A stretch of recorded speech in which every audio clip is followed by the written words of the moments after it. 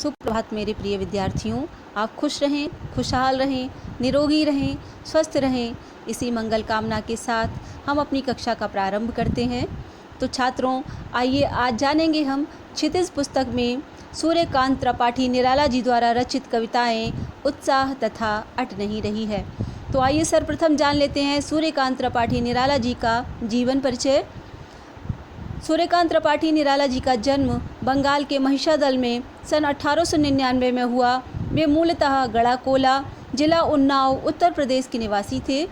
निराला की औपचारिक शिक्षा 9वीं तक महिषादल में ही हुई।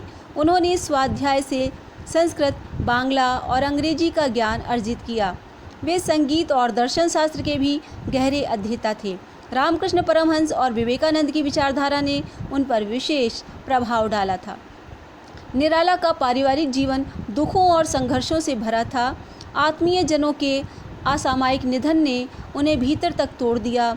साहित्यिक मोर्चे पर भी उन्होंने अनवरत संघर्ष किया। सन 1961 में उनका देहांत हो गया। उनकी प्रमुख काव्य रचनाएं हैं अनामिका, परिमल, गीतिका, कुकुरमुत्ता और नए पत्ते। उपन्यास, कहानी, आलोचना और निबंध लेखन में भी उनकी ख्याति अविस्मरणीय है। निराला रचनावली के 8 खंडों में उनका संपूर्ण साहित्य प्रकाशित है। अब आइए जानते हैं उत्साह और अट नहीं रही है इसका भावार्थ। उत्साह कविता का सार।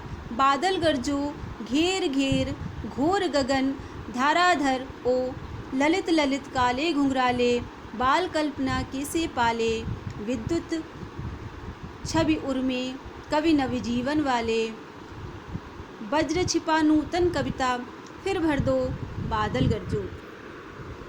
यहाँ कवि निराला ने बादल को संबोधित किया है। बादल का आह्वान करते हुए कवि ने कहा है कि उत्साह कविता में कवि का कहना है कि हे बादल, तुम गर्जना करते हुए आओ, तुम उमड़ घुमड़ कर ऊंची आवाज़ करते हुए संपूर्ण आकाश को घेरते हुए छा जाओ। अरे बादल, तुम सुंदर सुंदर और घुमावदार काले रंग वाले हो और तुम बच्चों की विचित्र कल्पनाओं की पतवारों तथा पालों के समान लगते हो। हे नवजीवन प्रदान करने वाले बादल रूपी कवि, तुम्हारे हृदय में बिजली की कांति और वज्र के समान कठोर गर्जना छिपी हुई है। तुम अपनी बिजली की चमक और भीषण गर्जना से जनमानस में एक नई चेतना का संचार कर दो। कवि बादल के गरजने का आह्वान करता है। बिकल बिकल उन्मन थे उन्मन, विश्व के निदाग के सकल जन, आए अज्ञात दिशा से अनंत के घन, तप्त धरा जल से फिर शीतल कर दो बादल गरजो। यहाँ कवि ने बादल को नई कल्पना और नए अंकुर के लिए विनाश, विप्लव और क्रांति चेतना को संभव करने वाला बताया है। निराला जी का कहना है कि संसार के सभी लोग गर्मी के कारण व्याकुल और अनमने से हो रहे हैं। संसार के संपूर्ण मानव समुदाय में बदलाव के परिणाम स्वरूप व्याकुलता और अनमनी परिस्थितियों का वातावरण बना हुआ था। साहित्य के द्वारा ही समाज में चेतना का भाव आने का भरोसा बना है। हे कभी न समाप्त होने वाले बादल, तुम्हारा अनजान दिशा से आगमन हुआ है। यह धरती गर्मी से तप रही है, तुम जल बरसा कर इसे शीतल कर दो। साहित्यकार अपनी रचनाओं के माध्यम से लोगों को इस प्रकार प्रेरित करें कि संसार में विचारों के मतभेदों से होने वाली क्रांतियों का वातावरण शांत हो जाए। हे बादल, तुम घोर गर्जन करते हुए आकाश मंडल में छा जाओ। बिकल बिकल उन्मन थे उन्मन, विश्व के निजात के सकल जन, आए अज्ञात दिशा से अनंत के घन, तप्त धरा जल से फिर शीतल कर दो। तो ये आपने जाना कि बादल गरजो। अब अट नहीं रही है। अट नहीं रही है का सार। अट नहीं रही है आभा फागुन की, तन सट नहीं रही है। कहीं सांस लेते हो, घर घर भर देते हो, उड़ने को नभ में तुम पर कर देते हो। आँख हटाता हूँ तो हट नहीं रही है। पत्तों से लदी डाल, कहीं हरी कहीं लाल, कहीं पड़ी है उर्मे, मंद गंध पुष्पमाल, पाट पाट शोभाश्री, पट नहीं रही है।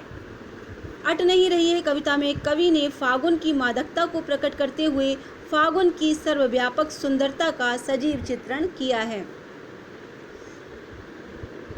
कवि कहता है कि फागुन के महीने की कांति कहीं भी समा नहीं रही है।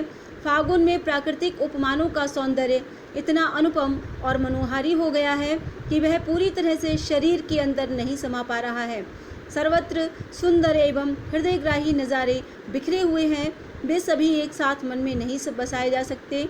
अट नहीं रही है कविता में कवि निराला फागुन को संबोधित करते हुए कहते हैं कि हे फागुन, जहाँ कहीं भी सांसें ली जाती हैं वहीं से सुगंध आती है।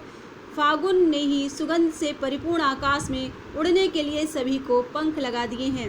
फागुन के महीने में सभी प्राणियों पर मस्ती का वातावरण छा जाता है और प्रसन्नता के कारण स्वयं को हल्का अनुभव करते हैं। चारों तरफ इतना अधिक सौंदर्य फैल गया है, यदि मैं उससे अपनी आँखों को हटाना चाहता हूँ तो भी इतना विवश हूँ कि चाहते हुए भी मैं अपनी आँखें हटा नहीं पा रहा हूँ। अट नहीं रही है कविता में कवि कहता है कि फागुन के महीने में चारों तरफ हरियाली छाई हुई है। पेड़ों की डालियाँ हरे और किसलई लाल रंग की पत्तियों से आच्छादित हैं। कहीं पेड़ पौधों की छाती पर मंद सुगंध से महकते फूलों की मालाएं सुशोभित हो रही हैं। पेड़ पौधे खिले हुए सुगंधित फूलों से लद जाते हैं। प्रकृति का एक एक अंग सौंदर्य से परिपूर्ण है और वह सुंदरता इतनी अधिक है कि उन जगहों पर समा नहीं रही है। तो छात्रों, आज की इस कक्षा में आपने सूर्यकांत त्रिपाठी निराला जी द्वारा रचित दोनों कविताओं का सार जाना, उत्साह तथा अट नहीं रही है। और आज की कक्षा में इतना ही। आप स्वस्थ रहें, खुशहाल रहें, हंसते रहें, मुस्कुराते रहें। इसी मंगल कामना के साथ अगली कक्षा में फिर मिलेंगे छात्रों। धन्यवाद।